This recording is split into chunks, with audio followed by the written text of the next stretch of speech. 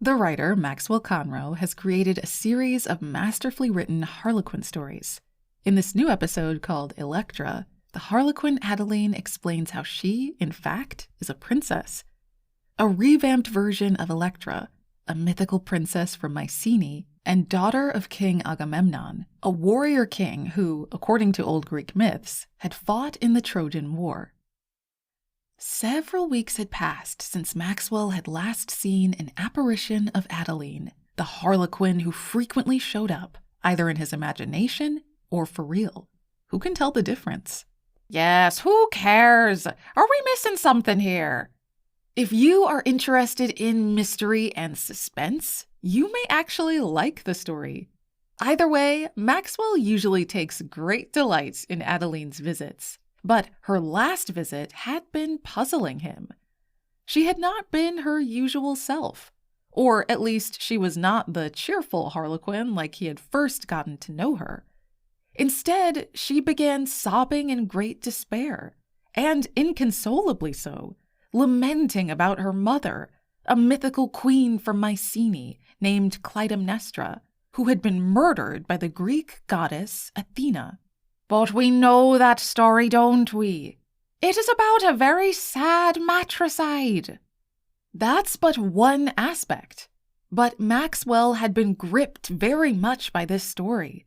After Adeline had vanished, he vowed to read more about it and tried to find clues in the ancient Greek myths. And he quickly discovered that several mythical stories make mention of the tragic deaths that occurred in the House of Agamemnon. One version of the tragedy was written by Aeschylus, a Greek scribe. Considered an authoritative source of at least one version of this legend, Aeschylus had written down his version of this myth as a tragedy, a Greek stage play called the Orestia, and had it enacted about 2,500 years ago. Yes, it was long ago. But can we still learn something from it today? Surprisingly, the tragedy that Aeschylus wrote about, the mythical story of the rise and demise of King Agamemnon and his family, is still being performed at present in modern theaters.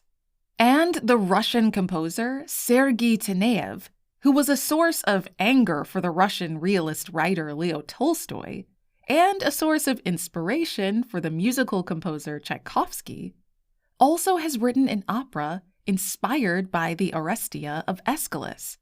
Here is how the melody goes. Da, da, da, da, da, da,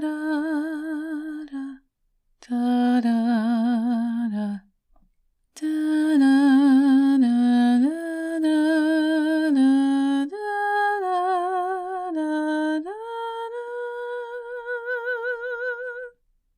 Oh, that is so beautiful. I like this so much. Please, let us hear more about the story. Thank you. Aeschylus had clearly written something that many people liked a lot. Even today, aficionados of the Greek myths and tragedies still like to see this play. Success was already there when the Orestia was stage played in the time of the playwright himself, 458 years before the birth of Christ. This tragedy was an enormous sensation. The play won the first prize at one of the most renowned festivals in ancient Greece, dedicated to Dionysus, the god of pleasure. One might say that Aeschylus had already won an Oscar for his work, more than 2,000 years before this modern prize was actually invented. That is so cool, but I am hoping you'll surprise us. Will you do that? A piercing pain and screeching sound in my left ear foreboded something was about to happen. The sound switched to my right ear and was followed by a light flash and a loud bang like a thunderstroke. And now, in front of me, stood a woman in Greek robes, looking quite like the woman portrayed in a famous painting by Gustav Klimt. A real lady from Vienna was Klimt's muse, and she modeled for his paintings. Her name was Adele, and she came from a very wealthy family. But she cannot have been one and the same as our Adeline, I think. Maxwell, I decided to come and see you one more time. To my surprise, this voice was distinctly the same as Adeline's, who no longer was dressed as a Harlequin, but now she adorned the garb of a Greek goddess. But she was still giggling and turning pirouettes all the same, and all the time going round and round at dizzying speed. Yes, my dear Maxwell, I know you have many questions. How will Maxwell take this? Yes, how will he take it? Let me first of all fill y'all in about that story I wanted to share but could not even start during my visit the other day. You see, I come from a long lineage of dramatic characters. I first came into this world as the second daughter of Clytemnestra and Agamemnon, and my name back then was Elektra. I had two more sisters, Iphigenia and Chrysothemis, and I also had my beloved brother Orestes. We heard of that tragedy. Yes, we did. Our lives were terribly uprooted by this dreadful Trojan War, which pitted old Greece, including my father's kingdom of Mycenae, against the city of Troy, located in today's Turkey. My father's name was Agamemnon, and he fought very bravely. But then he claimed he had no choice but to sacrifice our sister Iphigenia to the goddess Artemis by killing her on an altar of Artemis's temple in Taurus. When my father sailed out first to conquer Troy, Artemis would not give him the wind he needed to reach the city of Troy unless he would kill our little sister, my beloved little sister Iphigenia. Oh, how much I miss her joyful smile and cheerful giggles. Oh, how callous! Yes, a very callous act by that rotten old king. But it was all for nothing, you see, when after 10 years of waging war, Agamemnon finally returned home. He arrived at the palace of my mother, Queen Clytemnestra of Mycenae, and disgracefully presented his concubine, the Trojan princess Cassandra. I see trouble coming. Yes, trouble is coming. Trouble occurred indeed. Orestes and I, Elektra, we were driven crazy by the Furies sent after us by Athena. I think we were brainwashed to believe it was necessary to avenge the death of our father Agamemnon, king of Mycenae, by killing our mother, Queen Clytemnestra. Oh, I lament so much this callous act. My mother was a brave and strong soul. Till this day, I suffer from being made into an instrument of death by that unscrupulous goddess Athena. There was no sense in us killing our own mother. Then why did you do it? I mean, commit the matricide. Yes, why?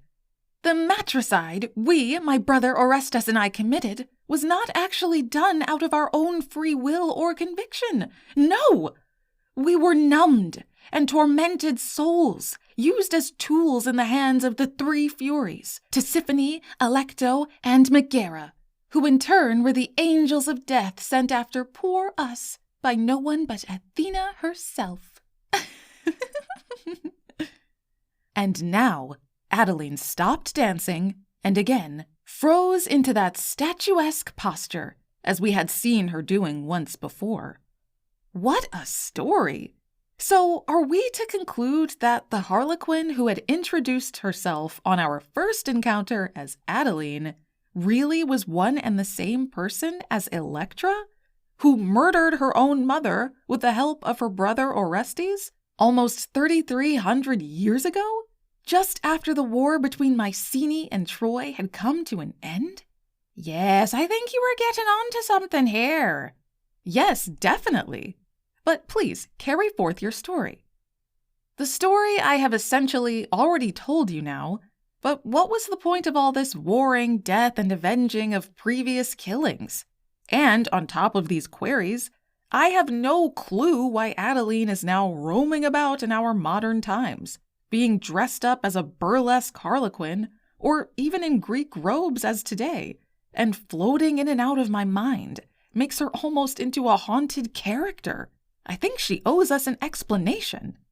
Hey, Adeline, or Elektra, or whatever names you go by these days, what has come over you? The frozen statue slightly twisted a leg. Then slight giggles heralded the reawakening of Adeline. Oh, Maxwell. I assume by now you have figured out that I am the perpetually wandering soul of Elektra. But I have decided long ago not to carry that name anymore. It reminds me too much of our family tragedy, so please be assured my name is and shall always remain Adeline, and no other. But Adeline, can you explain to me, please, why are you, at least in my imagination, still alive today and claiming that your mission is to entertain? Is it true that all you are interested in is creating illusions and surprising your audience? I am a Harlequin. How many times do I need to tell you that logic is not my thing?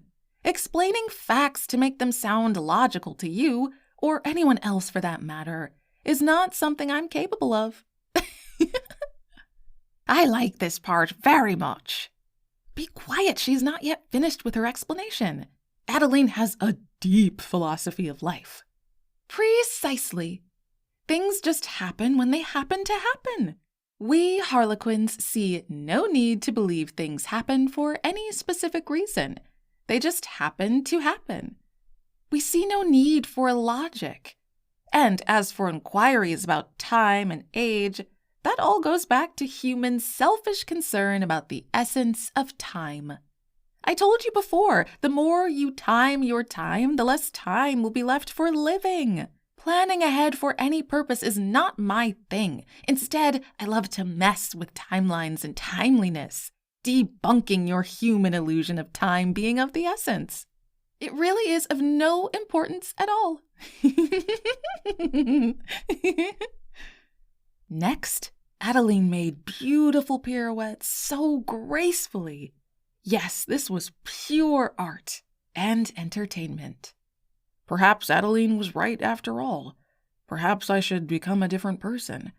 Perhaps I should not bother about timelines and timeliness. Perhaps I should live by the moment and enjoy illusions and surprises as they present themselves. Yes, I like this philosophy very much. Please be quiet, he is not finished yet. Thank you, narrator. Yes, this is what I have learned today from Adeline.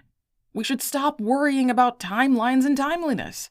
What a wonderful gift from a Greek princess, Elektra, presently known as the Harlequin Adeline. Thank you, my dear Adeline. Love, Maxwell.